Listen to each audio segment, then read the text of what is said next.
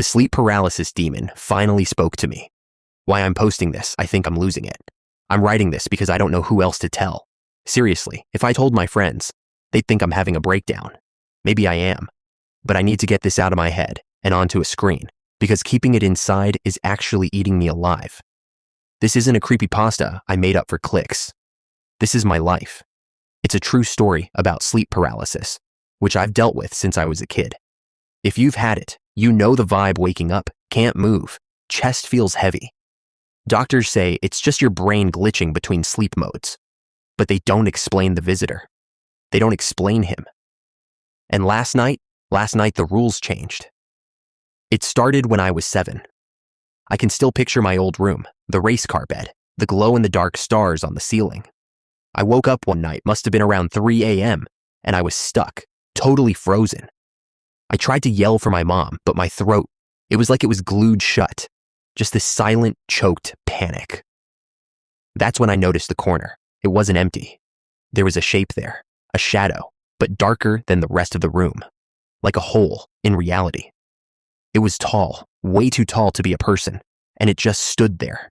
No face, no eyes, just this heavy, hateful pressure.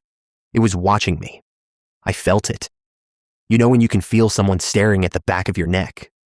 It was that, times 1,000. 20 years of watching. You get used to it. Isn't that messed up? I got used to a demon or whatever the hell it is standing in my room. Over the years, the visits became a routine. I'd wake up paralyzed. He'd be there, sometimes at the foot of the bed, sometimes looming over me.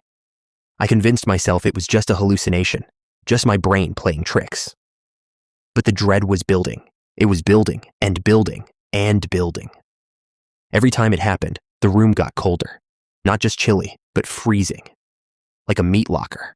And the sound. There's always this noise, a buzzing, like a swarm of bees or static electricity ramping up in my ears. Louder and louder.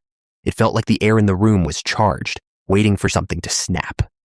In the night, he finally spoke. Last night was different, wrong. I woke up into the paralysis, same as always. But the smell hit me first. Ozone, burnt copper, like old pennies and an electrical fire. The shadow wasn't in the corner. He was right next to my head. Usually, he's a statue. He observes. But this time, he moved. I swear to God, I felt the air shift. He leaned down. This wasn't a dream visual. I felt the cold radiating off him, hovering inches from my face. The buzzing noise in my head just cut out. Instant silence.